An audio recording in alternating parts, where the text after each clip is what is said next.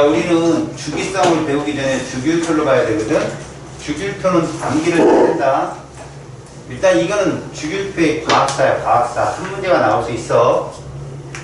여기서 보면 약간 어정쩡하지, 썰 자체가. 뭐냐면 예전에는 수많은 원소가 발견되지 않았기 때문에 이렇게밖에 규정을 못했다가 이제 뉴렌즈나 멘델레프 쪽에 오면서 과학 기술의 발달에서 원소들이 충분히 발견이 돼서 이러한 규칙성이 생기게 된다라고 알아두자. 일단 데베라이너의 새쌍 원소소는 원소가 없다 보니까 화학적 성질이 비슷한 이런 걸로 화학적 성질이 비슷한 원소를 세 쌍씩 묶은 거야. 요즘으로 따지면 동조 원소거든. 그 어떤 성질이냐면 뭐 물하고 반응했는데 급격히 반응한다든가 뭐 기체로 존재한다든가 색깔을 띈다든가 이런 걸로 분류를 한 거지. 그 다음에 뉴렌즈라는 사람은 옥타브란 말이 8전자거든. 8전자. 옥타브가 뭐야? 도레미파 솔라시도 8개지. 그러니까 8번째마다 새롭게 규칙성이 나타나더라는 거야. 그래서 8전자 궤도설 뉴렌즈는 옥타브설을 주장했고, 멘델레프에 와서 현재 주기율표에 유사한 모습이 갖춰지게 돼. 근데 이 사람은 원자량 순으로 주기율표를 만들다 보니까 요거에 안 맞는 애들이 나타나게 되는 거야. 예를 들어서 18번의 아르곤은 40인데 19번의 칼륨은 39거든. 멘델레프 입장에서는 얘가 19번으로 18번으로 가야 되고 얘가 19번으로 가야 되는데 얘는 비활성 기체거든. 얘는 알카리 금속이고 알카리 금속이 비활성 기체에 가 있는 터무니없는 그런 위치 순서가 바뀌는 게 나오는 거야. 또 하나 니켈하고 코발트도 그런 현상이거든. 근데 단연코 얘들이 가장 확실히 표가 나는 거거든.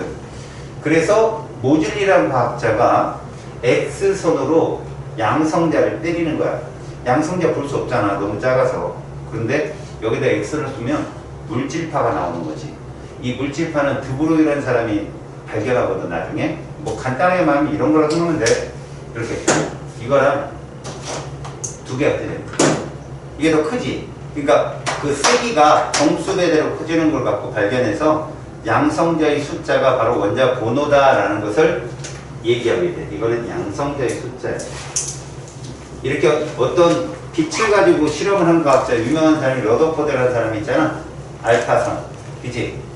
알파선 우리가 보통 말하는 피절 실험 그걸로 우리가 보통 원자 핵을 발견한 사람이 있지. 그 사람 제자야, 모즐리가. 알았지? 저거를 발견하고 노벨상을 받을 뻔했죠. 노벨상을 받았는데 일주일 있다가 전쟁 때 숨지는 바람에 노벨상은 대상자가 없으면 그 다음 뭐 직계 후손 이런 사람 못 받아요. 대리수상이 없고 그냥 딴 사람으로 넘어가요. 모즐리라는 사람이 안타까운 사람이지. 1차 세계대전 때 비행기 전문가로 죽죠. 모즐리라는 사람이. 우크라이나 빨리 끝나야 되는데 그죠? 여튼 주기율표의 순서를 보면 데베라이너, 뉴렌즈, 멘델레프, 모즐리 이런 순서로 오케이? 알아두시고요. 원자량 수는 모순된 거다라는 것도 꼭 알고 계시고요. 알았지? 자, 주기율표의 구성을 보겠습니다. 족이라고 하는 것은 세로줄인데요. 이거는 얘가 같다는 얘기죠. 요거 명심하세요. 원자가의 전자수, 화학은 전자의 형문이기 때문에 최각의 전자수가 같다는 건 성질이 비슷하다는 것을 의미합니다. 그걸 동족원소라고 부르는데 이걸로 여러분들이 통합과학 시간에 뭐 배웠어요? 1족으로 누구 배웠죠? 알카리 금속 배웠죠. 그 다음에 17족으로 누구 배웠습니까? 할로젠 배웠죠. 이렇게 동족, 우리가 18족은 뭐라고 부르죠? 비활성 기체. 비활성 기체. 원자가 전자수 몇 개? 그렇지. 그래서 화학적 성질이 없다라고 합니다. 그래서 비활성이라는 말을 쓰죠. 이런 것들이 동족원소예요. 동족원소. 2족은 알카리 토금속, 13족은 알루미늄족 이렇게 보통 부르죠. 우리가 족이라고 하는 것에 대한 얘기 중에 하나, 물론 이런 것도 중요하지만 시험에 나오는 건 이런 거.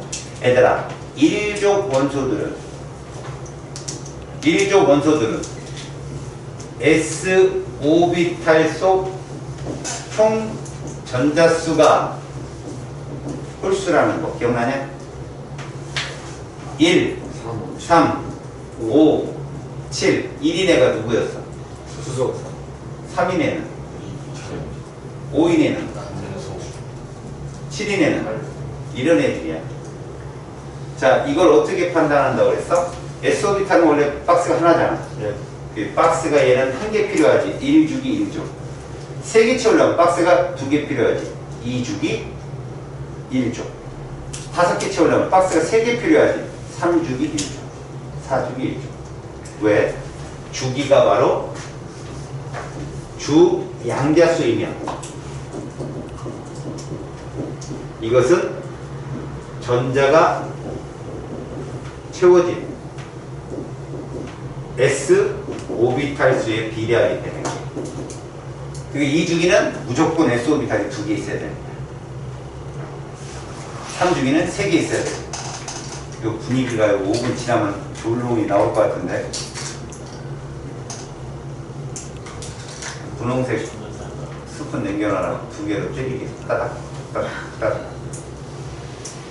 알았어? 자, 주기는 그런 걸 뜻한다. 주양자수이며 전자 껍질을 말하는 거야. 그러니까 동족은 화학적 성질이 비슷하지만 동주기는 아무 관련이 없는 거야. 동주기에는 금속도 있고 비금속도 있고 준금속도 있고 비활성 기체도 존재할 수 있는 거지. 이해 갔어요? 주기는 이런 의미가 더 중요해. 이런 의미. 여기까지 됐죠? 오케이. 여러분 몇 주기까지 배워요? 20 오호. 네 4주 그렇죠. 몇 조까지 배우고요? 18주 18조까지 배우고요. 알았습니까? 네. 자, 금속원소 1족에서 13족이는데 여러분들은 쌤한테 이건 안 배웠잖아요. 3족부터 누구까지? 12조까지는 안 배웠잖아요. 그지? 근데 이것도 포함된다는 겁니다. 대표적으로 여러분 3족에는 누가 있냐면 21번 스칸듐이 있어요. 알았어? 이건 그냥 보고 이해하고 넘어가세요. 쓸 필요도 없이. 21번을 우리가 전자배치를 채운다면 이렇게 됩니다. 이렇게 되죠? 그 다음에 4S에 둘인데요. 요 뒤에 3D에 하나가 4S 오비탈보다 3D가 얘네가 높거든요. 그런데 여러분 잘 보세요. 얘를 보호 껍질로 나타내 볼게요. K에 몇 개 들어가요? 2개. L에는 8개. 자, 중요합니다. M에는 몇 개 들어갈까요? 9개. 요것도 M이거든요. 알았어요? 그러면서 N에 몇 개 들어간다? 최각 전수, 원자과 전수 2예요. 이렇게. 그래서 여러분 3족부터 12족은 원자과 전자수가 하나 내지 둘밖에 없어요. 다 금속원소라는 얘기입니다. 알았어? 그래서 주기율표상에서 70%가 금속원소예요. 알겠지? 3족부터 12족 원소들이 모두 금속원소. 다 거의 2인데 24번 크롬염하고 29번 구리만 하나예요. 혼투비칙 때문에 그렇거든요. 그냥 참고적으로 여러분들 알아두시고 이제 여기에만 전자가 채워지더라도 원자과 전수는 얘를 읽는다는 거죠. 얘를. 알았어? 그래서 얘들은 다 동일해요. 족은 달라서. 알았지? 자, 최외곽의 전자가 하나 내지 3개까지는 금속입니다. 그래서 금속은요, 문제 풀 때 스킬로 중요한 거. 금속원소는 전하가 이 셋밖에 없어요. 이 셋밖에 안 나와요. 알았어요? 전하가. 알겠지? 그리고 플러스 3은 13족인데 그것도 알루미늄밖에 안 나옵니다. 걔밖에 3가를 낄 수 있는 애가 없거든요. 알았죠? 플러스 1가는 몇 족일까요? 당연히 1족이겠고요. 플러스 2가는 2족 또는 이런 전이원소들. 알았습니까? 자, 양이온성이 강하다. 무슨 뜻이냐? 여기서 여러분 양이온성이 강하다는 건 전자를 잘 읽는다는 뜻이죠. 그래서 여러분 요 양이온성과 음이온성이라는 말을 제가 여기서 조금 알고 갈게요. 이번 시험에는 안 나옵니다만 4단원에서 나옵니다. 이게 주기성도 도움이 되니까 같이 잘 보세요. 선생님은 1번부터 20번을 2개의 세트로 나눌 거예요. 시험 문제 여기서 아주 중점적으로 잘 나오니까 먼저 세트 1은 뭐를 의미하냐? 10번 네온의 전자 배치를 따르는 거죠. 이런 애들을 세트 1이라 하는데 이런 애들이 7번 질소부터 시작해서 13번 알루미늄까지입니다. 알았어요? 이 중에 여러분 잘 봅시다. 7번 질소는 전자를 몇 개 받아서 10번 네온이 되는 거죠. 8번 산소는 몇 개를 받아야 돼? 9번 플로린은요? 이런 애들이 비금속이에요. 전자를 받는 음이온성이 강하다. 그런데 11번 나트륨은 전자를 잃어야 되겠죠. 12번 마그네슘은요? 2개를 잃어야 되고 13번 알루미늄은요? 이런 애들이 양이온성이 강하다.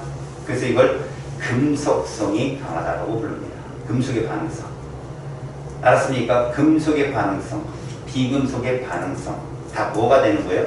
음이온, 양이온이 되는 걸 반응성이라고 부른다는 거죠. 왜요? 전자가 이동하니까. 전자가 이동하면 화학 변화잖아요. 이해갑니까? 창문을 좀 닫을까? 조용하다요. 그럼 세트 2는 누구를 따라가는 애들이다? 18번 아르곤의 전자 배치를 따른다라고 보시면 돼요. 자, 이럴 때 15번 인부터 출발해서 20번 칼슘밖에, 얘는 5개밖에 없거든요. 15번 인은 전자 배치를 따르는 3가 마이너스, 16번 황은 2가, 17번 염소는 1가, 19번 칼륨이 플러스 1가, 20번 칼슘이 2가. 얘들을 금속이라고. 그러니까 금속은 1족부터 13족 원소들을 금속이라 부른다라고 부르는 거죠. 대부분은 굳히지만 수은만 액체죠. 여러분 수은이 액체라서 이용되는 게 뭐예요? 대기압 측정할 때 토리첼리라는 사람이 사용하죠. 760mm Hg. 그죠? 또 하나 수은 온도계. 알았습니까? 수은 온도계. 흰색 있죠. 온도계 중에. 열, 전기, 전도성이 클 수밖에 없어요. 왜요? 자유전자가 존재하거든. 자유전자가. 여기까지 됐죠? 자, 비금속 원소 14족부터 18족 원소, 특히 비금속 원소에는 18족 비활성 기체가 들어간다는 거죠. 비활성 기체는 화학적 성질이 거의 없다라고 보면 됩니다. 전자이동이 어려우니까. 걔들을 오히려 따르는 거죠. 금속과 비금속이. 걔들의 전자 배치를. 일단 비금속 중에 반응성이 있는 금속들이 보통 15족부터 16족이고 14족은 반응성이 없다고 얘기합니다. 18족 다음으로 안정한 게 14족이에요. 그래서 탄소화물을 따로 배우죠, 여러분들이. 유기화학이라 해가지고. 알았어요? 그리고 지구과학에서는 SI를 다시 배웁니다. SiO2라 해가지고. 규산염을. 아셨어요? 그 정도로 14족은 안정하거든. 18족보다는 덜 안정하지만 나머지 것들 중에. 그런 15에서 보통 17족 애들이 비금속성이 좋다고 얘기합니다. 기체나 고체로 존재한다는 건 뭐 때문에 그러느냐? 여러분, 기체로 존재한다. 여러분, 요거 광고하고 넘어가지 말자. 1번부터 20번 중에 X2 형태의 원소가 몇 개 있을까? 5개 있다. 누구누구 있어? H2, N2, O2, F2, Cl2. 이래들이 비금속이야. 얘가 1족이 몇 족이야? 1족이지. 조심해라 진짜. 주기율표 진짜 많이 나온다. 아까 우리 1족을 알칼리 금속이라 했잖아. 누구 제외야 한다? 수소 제외야 한다. 시험에 진짜 나와. 만점 다 맞아도 이거 하나 틀려온 애들 진짜 많았어. 알겠냐? 명심하자. 근데 그런 애가 차라리 낫지? 다 틀리고 이거 하나 맞는 애보다는. 그지? 그러니까 그것도 다 맞다 이런 얘기야. 열, 전기, 전도성이 거의 없다. 하지만 누구는 예외다. 흑연은 예외다. 흑연은 니들 연필심에 쓰지 샤프심 지금. 근데 걔가 전기분해 할 때 탄소 막대를 쓰기도 하거든. 보통 니들 이렇게 보면 돼. 탄소는 원래 선이 4개 나와. 알았니? 그런데 구조식을 가만히 보면 선이 3개 나오는 애들이 있어. 이게 흑연이고 그래핀이라는 신소재고 탄소 나노 튜브고 그 다음에 플로렌이라는 거 들어봤어요 얘들아? 플로렌? C60 축구 공모야 버키볼. 그지? 그런 것들이 전도성이 있다라고 한다. 알았지? 구조만 봐. 선이 4개 나와야 되는데 3개 나왔다는 건 전자 하나가 자유롭게 움직인다는 뜻이니까. 자, 금속과 비금속에 대해서 봤거든. 1족부터 13족이 무조건 금속이라 했는데 누구 열애시켜? 수소. 꼭 기억해. 알았어? 세트 1, 세트 2 꼭 기억하고.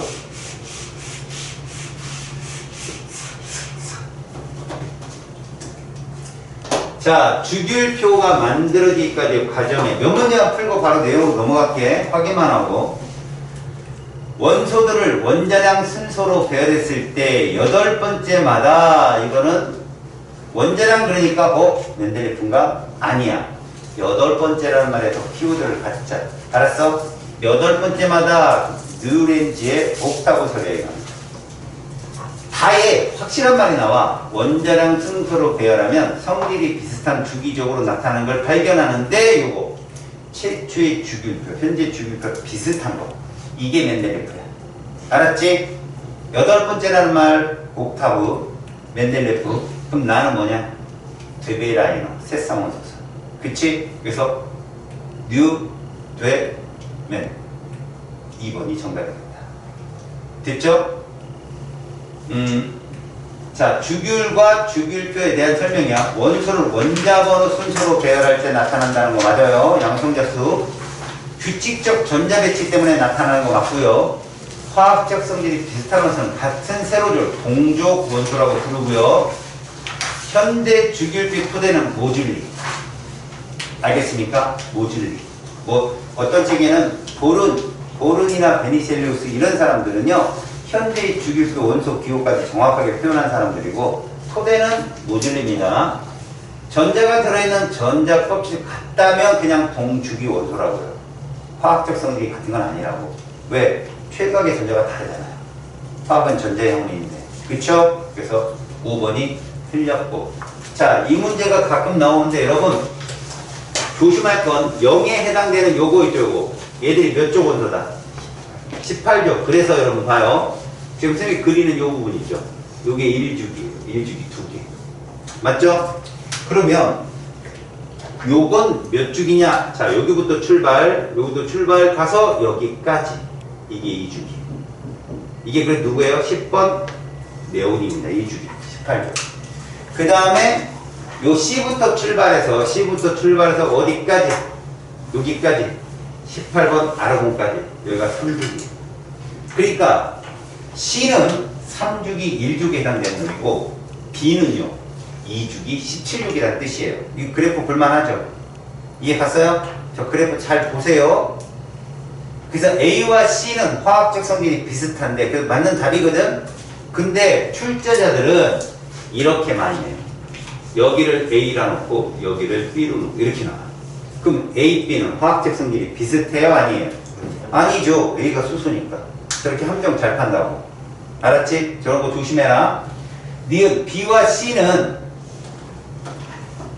지울게요. B와 C는 보이죠? 전자가 들어있는 껍질수가 같지 않아요. B는 2개고요. C는 3개입니다. 주기가 다르다는 뜻입니다. 주기율이 나타나는 까닭은 원자과 전자수와 관련이 있는 거죠. 8번째 규칙상. 알았죠? 자, 26번 그림만 보겠습니다. 간단하게 주양자수라는 건 그냥 껍질수예요, 여러분. 주양자수는 주기이며 전자 껍질수라고. 그래서 설명합니다. 얘는 1주기 몇 조? 1조. 그러니까 1번 수소죠. 얘는요 2주기 몇 조? 15조. 여러분 2주기는 안쪽에 전자 2개 있다는 뜻이에요. 7번 질소입니다. 그럼 얘는요 3주기 몇 조? 15조. 3주기는 여러분 원자 번호와 주기 같다고 그랬죠. 15번이 13조부터 그렇다고 했어요. 다음에 D는요 3주기 1조 누굽니까? 11번 나트륨이 되겠죠.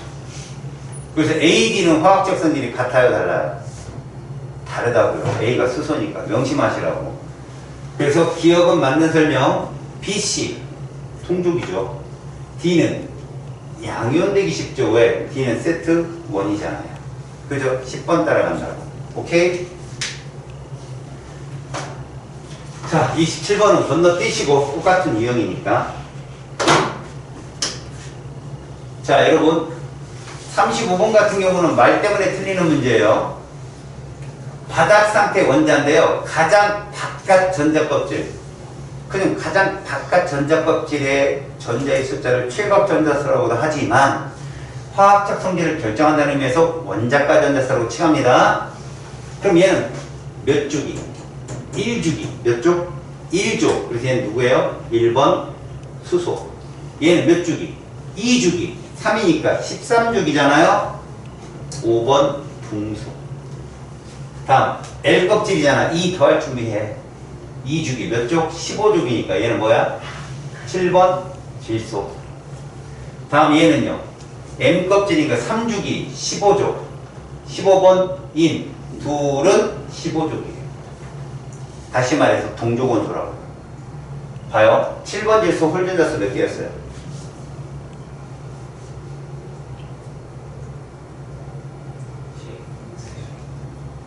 15번 8번 산소는? 2개. 6번 탄소.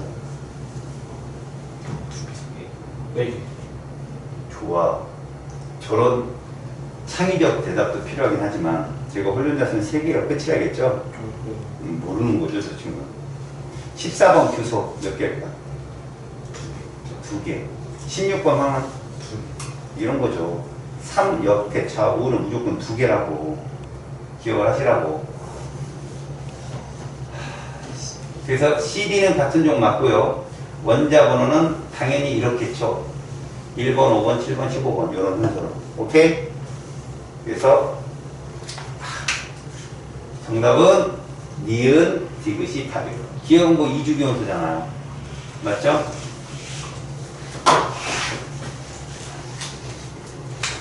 자, 여기서 37번 나옵니다. 질문 던집니다. 전자가 들어있는 오비탈 수가 3인 거 누구예요? 누구요? 3P7. 아, 2P. 다시 질문. 2P1. 다시 질문. 2주기는 전자가 들어있는 오비탈 수가 최대 몇 개예요?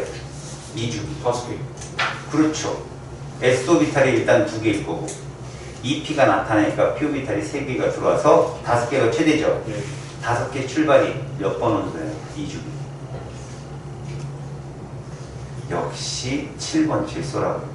홀전자수 3만큼 중요한 게 오비탈이 5개가 되는 순간이 7번 질소라고. 홀전자수 3개가 다 차니까.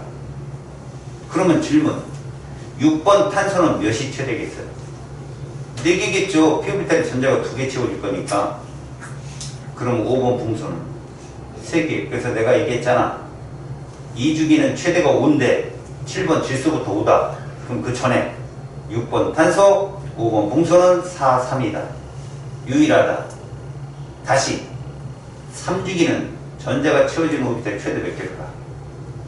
일단 S오비탈이 3개 있을 거고 2P가 3개 있고 3P가 3개 있으니까 총 합치면 9개지. 그 9개 출발이 몇 번이야? 9개 출발이 몇 번이냐고. 2주기는 7번 질소니까 3주기는 15번 인부터 그렇게 된다고. 9개가 된다고. 홀전자수 3이기 때문에. 그럼 8개는 누굴까? 바로 전에 있는 14번 규소. 7개는 13번 알루미늄. 이게 규칙상이라고. 외우라고. 3 그러면 너는 볼 것 없이 누구라고? 3, 5번 붕소야. 공교롭게 P. 근데 5 이거면 7번 질소 이상이라는 얘기야. 5. 그 중에 홀전자수가 2인 건 8번 산소잖아. 얘 누굴까? 왜 질소잖아. 7번 질소. 3이니까 이거밖에 없잖아. 이렇게 뭔가를 막 써보고 그런 게 아니라 여러분들이 이렇게 오비탈 수만 딱 봐도 얘들을 알아야 되지. 야, 2짜리도 많거든. 3번 리튬하고 4번 베릴륨이 둘 다 2야. 3번 리튬 홀전자수 얼마야? 출발 1이야. 4번 베릴륨 0이야. 누구래? 0. 이거 4번 베릴륨. 이렇게 부른 거야. 어떻게 찾는지 알겠어? 공부 좀 해놓으라고. 자, 다시 기억. A에서 D는 같은 주기 원소다. 맞았잖아. 이 주기 똑같지. 왜? 5개를 넘지 않았으니까. 금속 원소는 몇 가지야? 여러분 이거 중요한 거. 금속 원소는 얘 하나야. 5번 붕소를 뭐라고 부른다고? 준금속이라고 부르죠. 금속성과 비금속성이 모두 있다. 금속은 아닌 거지. 틀린 거. 저게 나오기는 어려울 거야 아마. 근데 알아두자. 원자과 전자수는 D가 가장 크다. C가 제일 커. 16쪽이잖아. 이해 갔죠? 그래서 정답은 이게 하나. 됐습니까?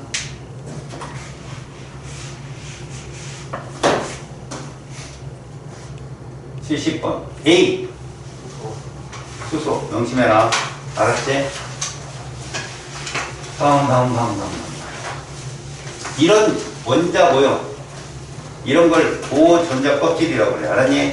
껍질의 개수가 몇 개니? 2개니까 2주기. 최각의 전자가 몇 개니? 15조. 7번 질소. 홀전화수 몇 개? 3개. 전자가 채워진 오비탈수 몇 개? 5개. 외우라고 쳐라고. 알았어? A 몇 주기? 2주기. 몇 조? 15조. 홀전화수 몇 개? 3개. 전자가 채워진 오비탈수. 5개. 그치. 얘 몇 주기? 3주. 3주기. 몇 조? 홀전화수 몇 개? 한 개. 출발이니까 1, 0, 1, 2 이렇게 출발하잖아. 전자가 처해진 오비탈수 몇 개? 6개. 그렇죠. 5개 다음으로 주기가 나타나니까. 얘가 S 오비탈에 전자 몇 개 있는 애라고? 3주기인데 다 안 채워졌어. 5개지 그럼 1S에 둘, 2S에 둘, 3S에 하나일 겁니까? 알았냐? 이거 그림 봐봐. 얘 원래 몇 주기 원소냐? 그래서 원래 3주기지. 이제 세트 1이야 2야? 막 던져. 세트 1이지 10번 내원을 따라가잖아. 네. 그럼 얘 몇 번이야 원자번호 원래?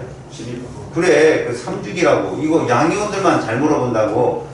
X는 3주기 2조 원소였던 거야. 이해 갔냐? 이거 잘 물어보니까 꼭 기억해라. 야 B, C, A 여기서 주기가 다른 하나 누구냐? 이 B야. 얘 원래 몇 주기야? 그래 3주기 몇 조? 그래 13주기라고. 양이온 조심하라고. 양이온 진짜 많이 물어본다고 주기. 자 바닥 상태에서 전자 배치가 이거인 원자는 몇 쪽이다? 원자과 전자수 몇이냐? 7. 그래서 몇 쪽? 17쪽이라고 그래. 17쪽. 전자 2개를 잃었을 때 이런 전자 배치를 갖는데 세트 1이지. 2개를 잃었을 때 그럼 얘 몇 쪽이 원소야? 3주기지. 원래 3주기잖아. 3에서 2이 이렇게 변한 거잖아. 알칼리 금속 중에 원자 번호가 가장 작은 원자 번호 몇 번? 4번 23번. 됐죠? 그 다음에 비교할 만한 게 이런 전자 배치는 A부터 불러봐. A 2주기 몇 쪽? 2조. B 2주기 몇 쪽? 17쪽. C 3주기. D 3주기. 18. 여기 원자과 전자수 제일 큰 애가 누굴까? 얘지? 17주기니까 제일 작은 애는 D. 그렇지. 얘 0이니까. 이런 거 조심하라고. 알았냐? 여기가 오늘의 하이라이트. 자기 화학결합까지 시험 범위 나서 흔들어봐. 자기 나서 화학결합까지다. 여기까지. 아, 결합이 됐다는 거. 응? 화학적 결합이 됐다는 거. 3단원. 아니야? 손 내려. 아이, 잘, 수분이네, 저거. 보수 세지더라. 그 화학결합은 영상에 보기 있으니까 그거 한번 봐. 알았어? 진짜 봐야 돼. 내가 프린트 줄 테니까 풀고. 나중에 이거 문풀하는데 보다 듣고 그러면 알지? 모래주면 왼쪽에 이렇게 차고 와. 이렇게 들어가 있는 거. 자, 여기 주목해. 정신 똑바로 차려. 이제부터 원자 반지름을 측정하게 될 거야, 아니? 여기 있는 이론은 내가 간소하게 설명을 하는 거니까 혹여나 깊은 내용까지 자기가 보고 싶다. 그러면 무조건 나한테 보내. 그럼 내가 주소지를 보내줄게. 알았지? 먼저 입자 반지름이라고 써놨는데 사실은 저 입자라는 게 원자와 이온을 통칭하는 말이야. 원자 또는 이온 이거를 통칭하는 말이다. 그러면 실제로 원자 반지름이라는 게 뭐냐? 이거에 대한 정의는 이거야. 원자는 말이다. 중심 핵으로부터 최각 전자까지 거리를 반지름이라 하기 좋잖아. 근데 최각의 전자가 오비탈론에 따르면 무한의 확률이 있단 말이야. 계속. 그럼 어디가 끝인지를 모르잖아. 그 과학자들끼리 약속을 한 거야. 비금속 원소는 화학 결합 길이의 반으로 하자. 알았어? 다시. 원자 반지름은 화학 결합을 했을 시에 그 길이의 반으로 하자. 그렇게 기준을 정했거든. 근데 비금속 원소는 무슨 결합을 하니? 공유 결합이라는 결합을 한단다. 비금속 원소와 비금속 원소는 공유 결합을 하는데 조건이 같은 원소 간. 그것도 무슨 결합? 단일 공유 결합을 한다는 조건에 그 길이의 반으로 조건을 잡아요. 그러니까 H2는 측정이 가능하지만 O2나 N2는 안 되는 거야. 왜? O2는 이중결합, N2는 삼중결합이니까. 그럼 저것들은 어디서 측정하느냐? 중심 원자가 2개짜리에서 측정합니다. 알았지? 그럼 금속 원소는 어떻게 측정하냐? 얘는 따로 조건을 줄 필요가 없는 게 얘들은 금속 결합을 하거든. 근데 금속 결합 자체가 자기 자신하고만 결합해. 그 역시 이거의 2분의 1값. 이래서 원자 반지름을 데이터로 쭉 써놔. 그걸 너희들이 이해를 해야 돼. 지금부터 이것들을 비교를 해야 되거든. 알았니? 그러면 실제로 공유결합끼리니 금속결합끼리니라는 말이 나왔으니까 말하는데 18족은 화학결합을 하니 안 하니? 18족은 안 하잖아. 그래서 이 반지름에서 얘는 제외된다. 얘는 안 써. 알았지? 우리가 배우는 반지름에 18족은 포함되지 않습니다. 명심하시고요. 그러면 나머지 것들을 이제부터 측정을 할 건데 이제부터는 선생님이 설명할 때 어떻게 들릴 수 있냐면 원자 하나일 때라는 표현을 자꾸 쓸 거예요. 원래는 2개가 결합을 했을 때 반을 측정한다고 하는데 제가 자꾸 그 전자껍질 모양을 자꾸 쓸 겁니다. 그렇게밖에 설명할 수가 없다는 걸 인정해 줘야 돼요, 여러분들이. 알았어? 다시 말해서 수소가 화학 결합을 했을 때 요 길이의 딱 반을 우리가 원자 반지름으로 측정해야 되는데 선생님이 설명할 때는 전자껍질을 이렇게 그리잖아요. 마치 이렇다라고 설명을 하는 거야. 이렇다라고. 알았지? 그런데 이건 이런 걸 말한다라고 니들이 생각을 하고 있어야 돼. 이렇다고 생각해서 문제를 풀어도 틀리진 않아요. 알았어요? 그러니까 선생님이 말하는 건 이렇게 H원자와 H원자 간에 공유결합 반을 측정해야 됨에도 불구하고 원자 하나를 표현했을 때 나는 이 껍질 거리를 반지름이라고 자꾸 설명을 할 거라고요. 이해를 해달라고. 알았지? 저게 진짜 값은 아니니까. 자, 그러면 이제부터 설명을 할 테니까 왼쪽에 있는 이 말이 무슨 말인지 꼭 기억합니다. 자, 우리는 설명상 이렇게 할 필요가 있어요. 우리는 원자 반지름을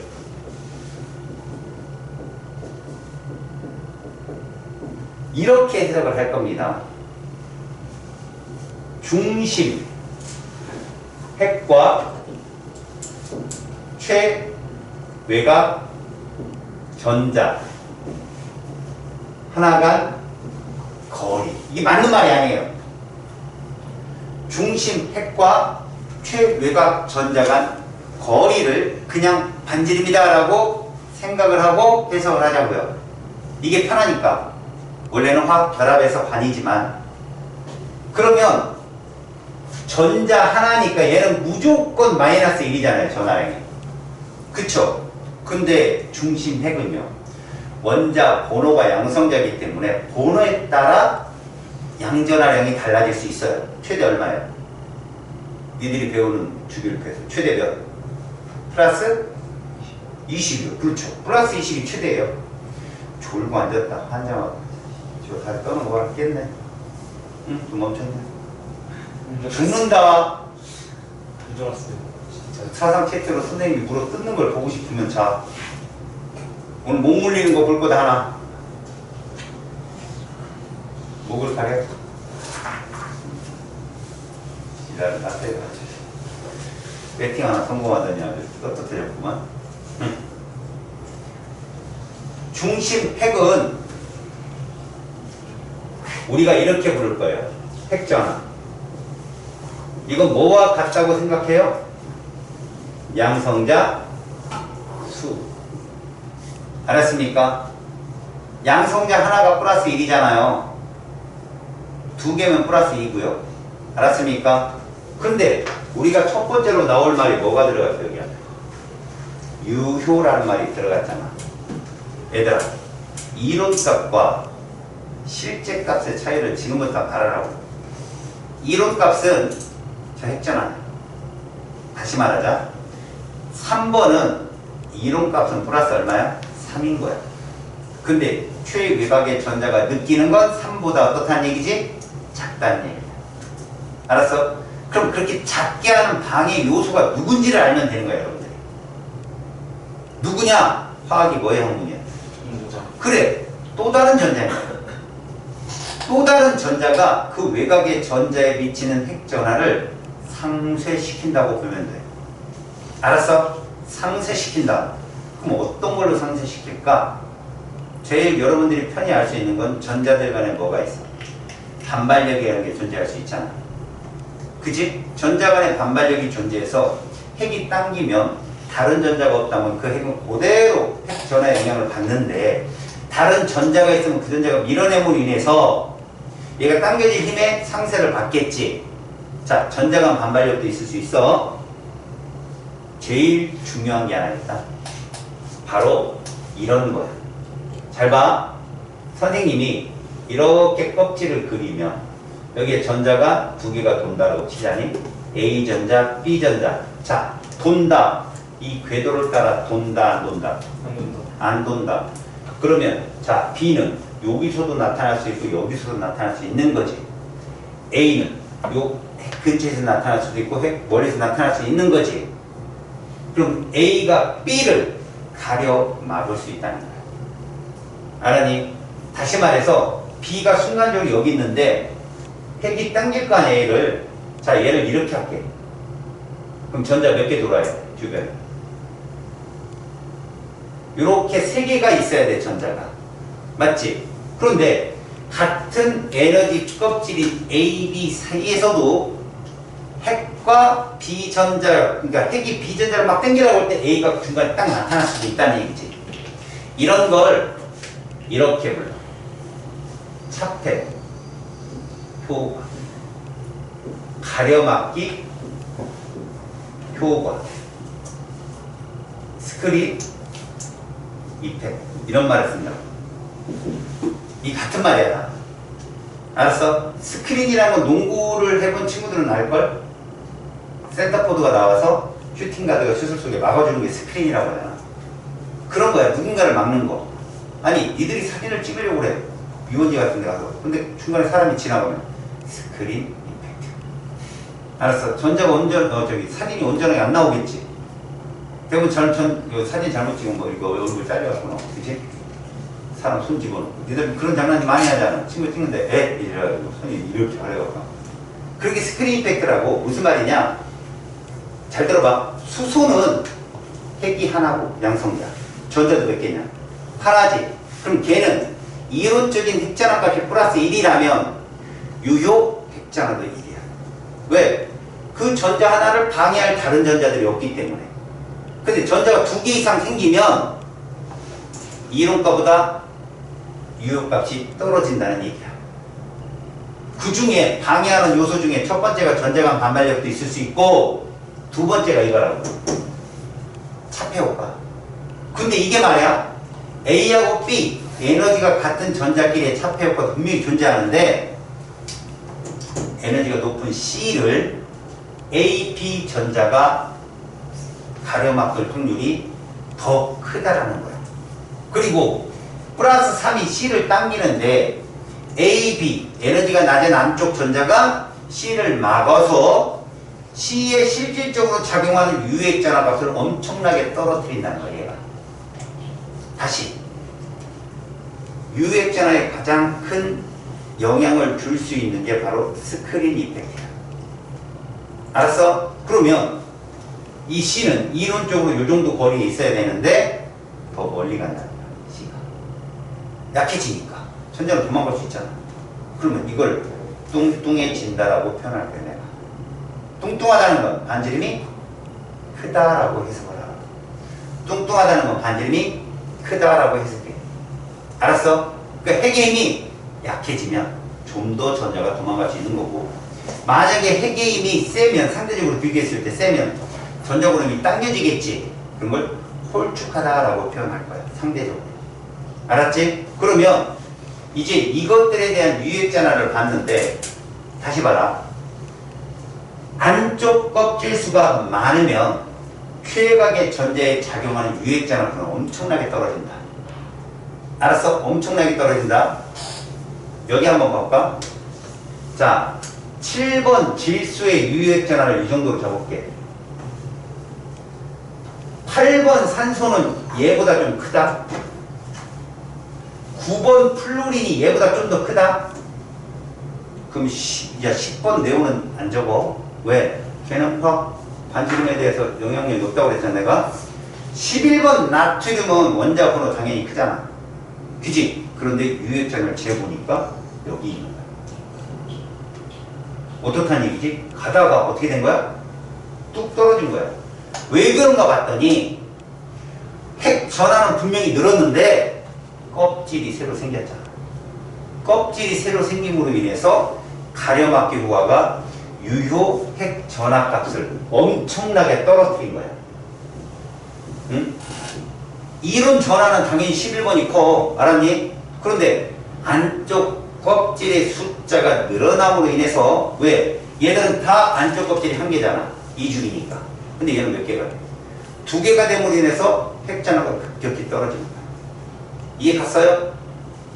요거야. 그러니까 유액전화 값을 제일 상쇄시키기 쉬운 게 누구라고? 전자 껍질 수야. 됐지? 그러면 이런 애들은 안쪽 전자 껍질 수가 어떠냐? 동일하지. 왜 세질까? 유액전화 값이 왜 세질까? 요거를 봐야 돼. 자, 3번 리튬하고 4번 베릴륨하고 5번 붕소를 비교할게. 얘들 가려막기 효과가 어떨까? 같다라고 놓는 거야. 왜? 이중이니까 안쪽 껍질이 하나잖아. 같다라고 놓는 거야. 그럼 그 다음에 영향을 주는 게 뭔가 보라고. 자, 얘는 이렇게 안쪽에 전자가 2개 돌고, 얘도 안쪽에 전자가 2개 돌아. 얘도 안쪽에 전자가 2개 돌아. 자, 바깥쪽 전자 껍질을 그려보자. 전자가 하나 돌고, 얘는 2개 돌고, 얘는 3개가 돌아.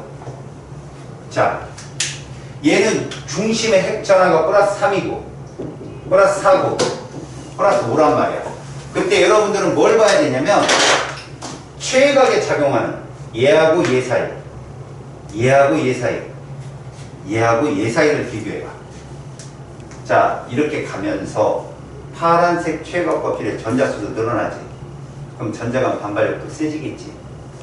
계산을 해보자. 얘 마이너스 1이잖아. 그럼 얘도 마이너스 1, 마이너스 1. 얘도 마이너스 1, 마이너스 1이란 말이야. 니네 반발력은 전기력이잖아. 이렇게 계산해. 얼 제곱에 전하량의 곱으로. 그때 요는 거의 무시된다. 거리는 별 차이가 없으니까. 그럼 이게 가장 큰 원인이 되거든. 전환의 곱이. 얘도 곱하면 뭐 나오냐? 1 나오지. 마이너스 1 곱하기 마이너스 1 하면 1 나오잖아. 플러스 값은 반발력이라는 뜻이야. 알았어? 그러면 얘들끼리 반발력은 그냥 1인 거야. Q 곱하기 Q가. 근데 얘들 사이에 반발력 곱하기 얼마 나와? 마이너스 3 나오지? 이건 인력이라는 뜻이야. 핵과 전자 간의 전기력이 셀까? 전자와 전자 간의 반발력이 셀까? 핵과 전자 간의 인력이 훨씬 세다는 얘기야. 그래서 얘들끼리 반발력이 더 증가하긴 하지만 이 둘 사이의 인력 효과만큼은 크지 못해서 결국은 중심 핵 전하가 늘어나면 유핵 전하는 세져서 당겨진다. 홀쭉이. 뭔 말인지 알겠어? 다시 말해서 가려막기 효과만 동일하다면 중심 핵 전하가 커졌을 때에 반지름은 영향을 받을 수 있다는 얘기야. 다시 안쪽의 껍질이 똑같지. 그러면 가려막기 효과는 같다라고 보라고 하는 거라고. 대신 중심의 핵 전하가 늘어나니까 물론 얘가 3 그대로, 4 그대로, 5 그대로 핵 전하를 발휘하지 못해. 다만 유핵전을 따져봐도 점점 세져. 유핵전을 따져봐도 가려막기 효과가 똑같다고 친다면 얘들이 3만큼 혹은 4만큼은 충분히 발휘할 수 없다지만 얘가 하면 2.7이면 얘는 한 3.6 뭐 이 정도로 유핵전화 값도 커지게 된다고 점점. 그래서 중심의 힘이 세지면 파란색 껍질의 전자무리를 훅 당길 수 있다고. 그 그림에 보는 바와 같이 홀쭉이가 되는 거야. 점점점. 알았어? 얘들아, 지금부터 유효핵 전하에 대한 정의를 내릴게. 잘 들어봐. 우리가 원자 반지름을 측정을 할 때 있잖아. 우선적으로 봐야 될 건 유효핵 전하라고 보는 거야. 여기서 선생님이 이런 표현을 한번 써볼게. 같은 축이 일 때. 이 표현은 무슨 표현이지? 가려막기 효과가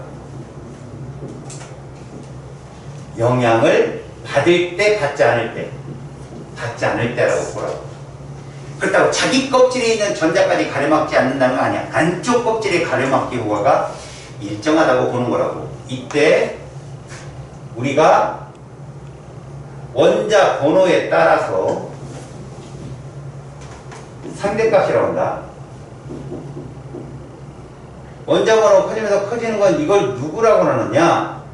이걸 핵 전하라고 한다는 거야. 그러면 유효 핵전하 값은 얘보다는 떨어지는데 이렇게 커진다는 거지. Z 스타. 이게 유효 핵전하야. 왜? 전자가 2개 이상 있으면 지들끼리 반발력도 있고 지들끼리 스크린도 있잖아. 유핵전하는 그 값보다 떨어진다는 얘기지. 같은 축일 때. 알았니? 그러면 이런 그래프가 나오더라도 여러분들이 이해가 되는 거야. 봐봐. 여기 원자 번호가 있는데 원자 번호 이게 Z-Z 스타라고 하잖아. 이 차가 점점점 어떻게 되냐? 커지는데도 불구하고 파란색의 유핵전하가 세져서 반지름이 어떻게 된다? 감소한다라고 해석을 한다고. 이해 갔어? 그러면 이 핵전하에 비례하는 게 뭐였니? 원자 번호였지. 그럼 유핵전하도 원자 번호에 비례한다는 건 알겠어? 같은 주기일 때는 대신 껍질이 있다 없다의 차이는 엄청나는 거야. 안쪽 껍질이 많아지면 무조건 유핵전하가 툭 떨어지게 돼 있다. 알았어? 그러면 이제부터 이 반지름에 대한 정의를 내릴 거니까 이건 반드시 외워라니? 이것만 외워서 풀어도 다 맞는다 문제. 진짜로. 근데 지금까지 선생님이 이렇게 설명한 건 이론적인 설명이야. 내가 이쪽을 우리가 겨울방학 때 설명을 못했기 때문에. 알았어? 니들은 설명 못했기 때문에 지금 다시 한번 설명해 주는 거니까. 자, 입자 반지름, 그게 원자든 간에 이온이든 간에 비교 순서야. 제일 먼저 뭐부터 봐라? 전자 껍질 수를 봐라. 껍질 수가 많아지면 가려막기 효과가 커져서 유핵전하가 급격히 줄어버려. 그래서 반지름이 어떻게 된다? 커진다. 우리 전자 껍질 수를 뭐라고도 얘기하냐? 주기. 그럼 이 말에 따르면 무슨 말이니? 3주기 원소가 있고 2주기 원소가 있으면 누가 뚱땡이다? 얘가 뚱땡이다라는 얘기. 이론적으로 얘기하는 거야. 이해 갔니? 오케이? 그래서 잘 봐라. 같은 족에서는 원자 번호가 커지면 주기가 커지는 거 아니야. 맞지? 원자 번호가 커지면 전자 껍질 수도 어떻게 되니? 커질 거 아니야. 그 원자 반지름 어떻게 될까? 증가하죠. 원자 반지름이 증가한다는 거야. 같은 족에서는. 그래서 봐라. 3번 리튬보다는 11번 나트륨이 더 크다는 얘기가 뚱땡이가 된다는 얘기지. 이해 갔어? 이해 갔어? 다음. 양이온화되는 건 뭘 뜻할까? 자, 11번 나트륨 봐봐. K에 2, L에 8, M에 하나 있던 애가 세트 몇이야 얘? 1이지. 10번 네온을 따라갈 거 아니겠어? 그럼 외부에서 에너지가 들어오면 얘가 이렇게 된다는 얘기야. 전자를 잃어버린다는 얘기지. 그러면 얘가 뭐가 돼? K의 2에 자, 껍질이 줄었지. 껍질이 줄었잖아. 그러면 원자 반지름하고 이온 반지름 중에 누가 더 커? 얘가 더 크겠지. 맞지? 껍질이 쟤는 3개고 얘는 2개니까. 졸지만.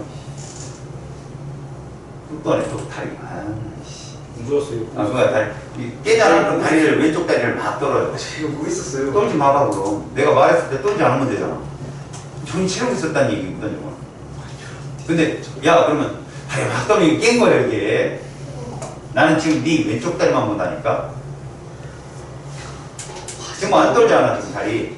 그러다 내가, 야, 그럼 막 떨어, 이거 깬 거거든. 안 들었어. 알았어요. 다 그렇게 얘기해요. 그럼 여러분, 이렇게 한번 설명합시다. 원자 반지름분에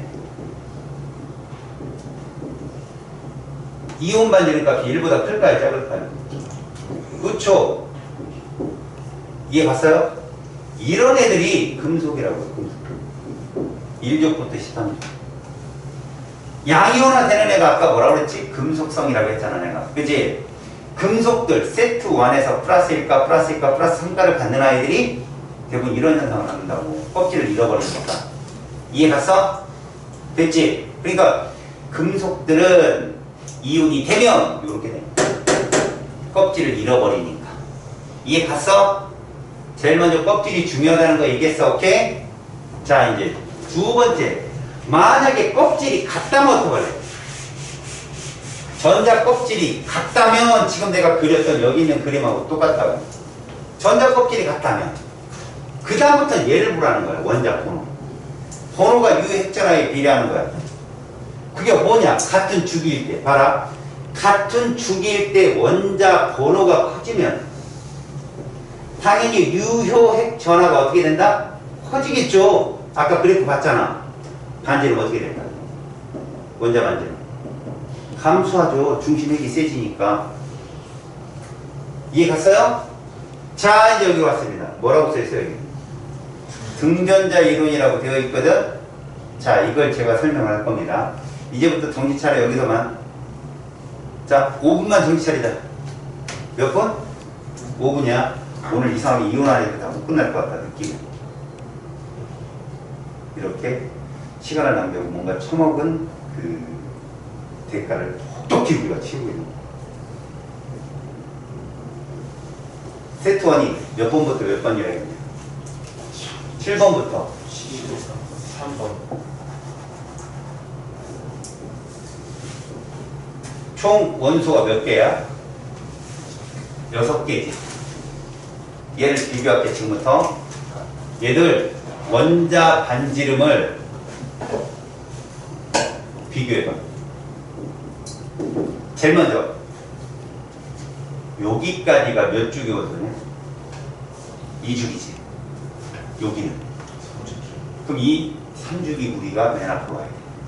껍질이 많으니까. 다음 잘 봐. 이 3주기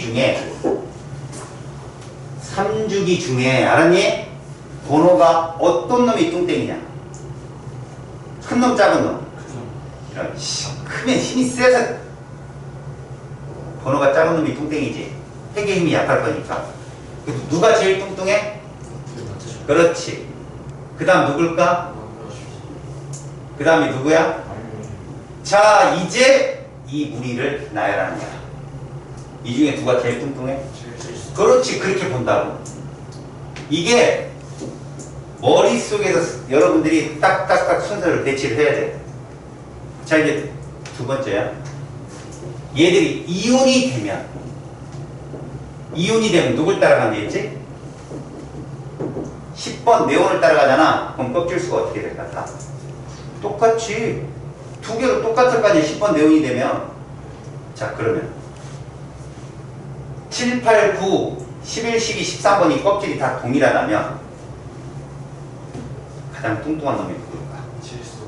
그렇지. 그래서 7번 질소 3가-가 제일 뚱뚱하다 이렇게 표현하는 거야. 전자가 10개로 똑같고 껍질도 똑같은데 번호가 제일 작잖아. 그럼 누구야? 그 다음에 8번 산소, 그 다음에 9번 플로린, 그 다음에 11번 나트륨, 12번 마그네슘, 가장 훌륭한 건 누구다? 13번 알루미늄이 되는 거지. 이해 갔냐? 오케이? 그러면 이 그림을 보잖아? 잘 봐. 질소는 음이온이 되면 빵빵이 됩니다.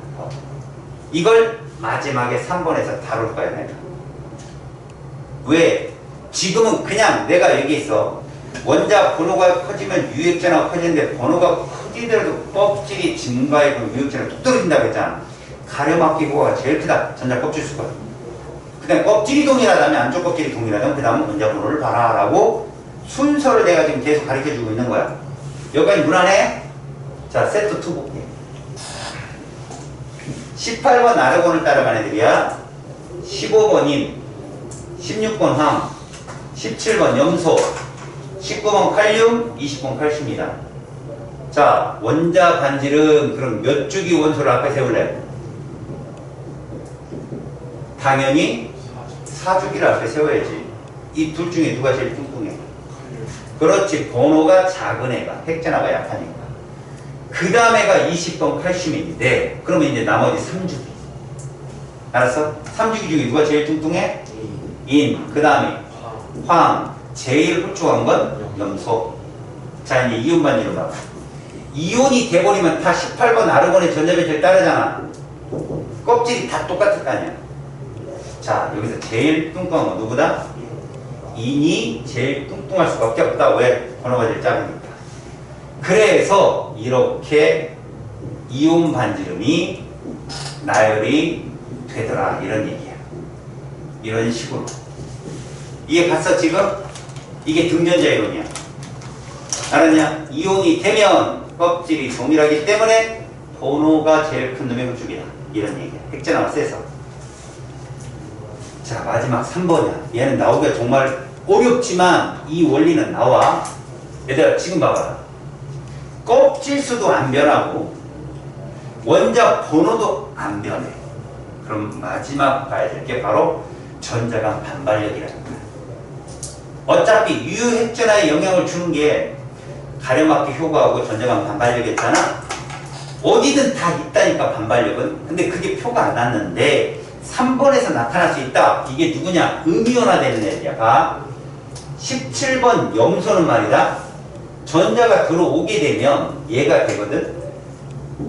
자, K의 2이고 L의 8이고 M의 7이었던 애가 K의 2이고 L의 8이고 M의 8이 되면 껍질이 변했냐 안 변했냐? 안 변해서 1번은 해당 사항 없어. 번호가 커졌냐 줄었냐? 그대로지. 2번도 해당 사항이 없어.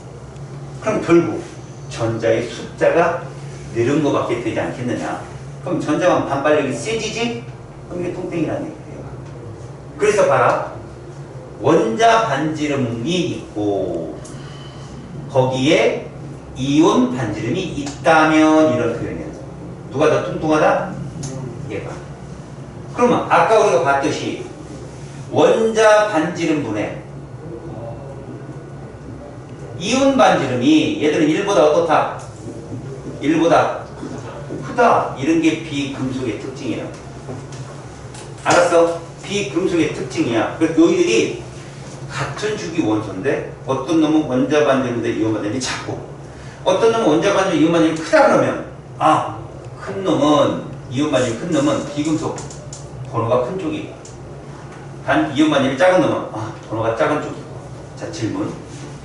같은 3주기 원소인데 A가 있고 B가 있거든. 자, 원자 반지름이 있고 이온 반지름이 있어. 얘가 100인데 얘가 한 90 정도 되고 얘가 한 60 정도 되는데 얘가 마이너스 한 100 정도 마이너스 그냥 120 정도 된다고 쳐보자. 질문. 원자 번호 A가 거 B가 먼저 보면 A. 멋지죠 저 친구. 수연아 욕했어요. 저 이거 안 했어요. 나한테 했어요 지금. 이거 안 했어요. 기분 나빴어요. 기분 나빴죠 같이. 아니 아무 생각 없었어요. 주야 누구? 왜 그렇죠? 얘는 금속이잖아요 지금. 맞아요? 이게 금속입니다. 왜? 이것만 판단해 보세요. 같은 주기일 때 반지름이 작은 애가 번호 크지 않았어요? 기잖아요. 그럼 이때 이제 질문하는 겁니다. 이제 질문. C야, 얘 누구의 전자배치를 따라갔을까? 주기죠. 그러면 R로. 얘 세트 1일까 세트 2일까?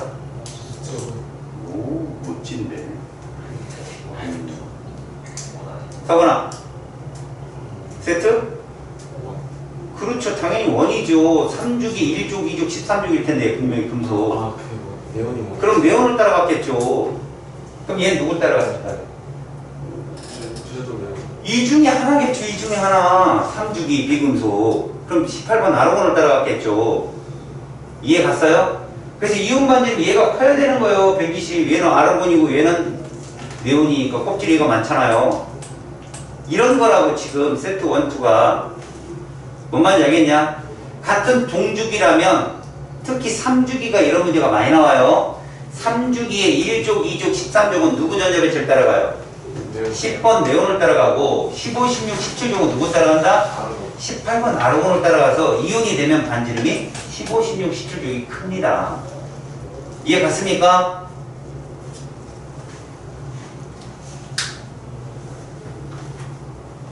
지금 원자 반지름 얘기를 했는데 결론을 내릴 테니까 잘 봅니다. 이건 하나 하고 야 이건 그냥 들어. 한 번밖에 안 나왔어. 3번 리튬이 있고 11번 나트륨이 있거든. 같은 일족이지. 맞지? 자 얘를 여기 원자 반지름을 이렇게 그릴게. 얘 원자 반지름을 이렇게 그릴게. 사실 이렇지는 않아니? 획광거리를 잰 거야. 그런데 얘하고 얘하고 비교하면 유효핵전화가 누가 더 클까 얘들아? 그럴 것 같잖아. 더 작으니까. 유효핵전은 11번이 커.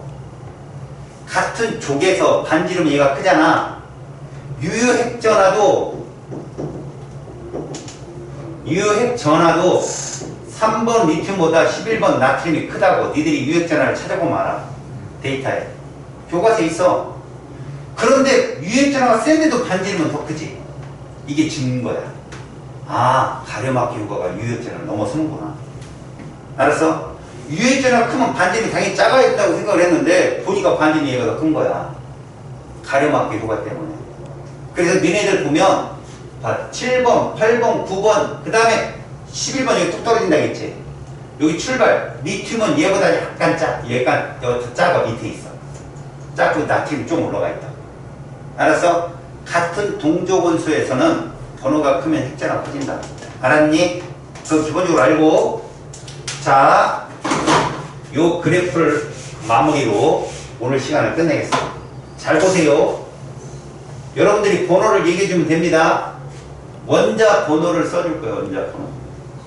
그리고 여기가 8번, 9번, 11번, 12번. 이거는 뭐 상대값이라 합시다. 자, 자, 자, 자. 이거 무슨 값을 나타내는 걸까요? 1번 원자 반절, 2번 이온 반절, 3번 유액점. 누굴까요? 2번.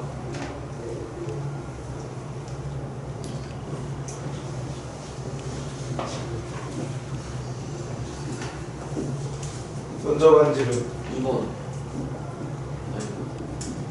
1번. 아, 1번. 1번. 이거 1번 그린 거죠. 이해가요? 이거 1번 그린 겁니다. 이거 누구라고요?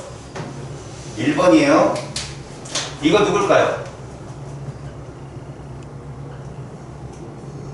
2번. 2번. 이거 이온 반지름이죠. 이해 갔어요 지금?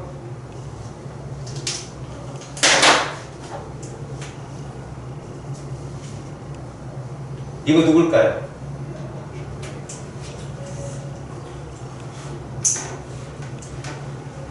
이거 유액잖아요. 피잖아요. 같은 주기에서는 원자번호 끊이면 써야 되는데 주기가 바뀌면 뚝 떨어진다고 했잖아요. 그래서 이게 누구라고요? 이건 누구라고요? 2번. 이건 누구죠? 이렇게 되는 거죠. 이해 갔어요? 이제 질문합니다. 여러분, 여기서 여기로 오는 거 몇 번이에요? 여기서 여기로 오는 거 8번, 9번 전자 껍질 같아요, 달라요? 8번, 9번 같죠? 그러면 2번입니다. 번호가 커서 반대를 짧다. 11번에서 12번 오는 것도 2번인 거예요. 그런데 9번이 11번으로 하는 건 뭘까요? 1번입니다. 껍질이 커지는 거. 됐죠? 그 다음 봐봐요. 이 11번 나트륨 원자 반지름이 이온이 되면 줄잖아요. 1번이죠. 전자 껍질력이죠. 이건 역시도 전자 껍질력이고, 그럼 이건 누굴까요? 산소가 산소 2가-가 돼요. 이게 3번이에요. 껍질 변하지 않았잖아요. 번호도 안 변했잖아요. 전자수만 넣는 거죠. 이해 갔어요? 그 과정을 보시라고. 자, 이거 하나만 더. 자꾸 얘기하죠. 3번 리튬이에요. 그러면 여기 12번 마그네슘 있습니다. 얘 2주기고 얘 3주기야. 누구 반지름이 클까요? 얘가 크다고 배워야 했잖아요. 아니에요. 근데 이게 팩트입니다. 자, 1주기를 빼고요. 1주기를 열애하고 2족부터 17족까지 18족은 들어가지 않잖아요. 무조건 주기가 크면 반지름 큽니다. 얘가 여예요. 얘가.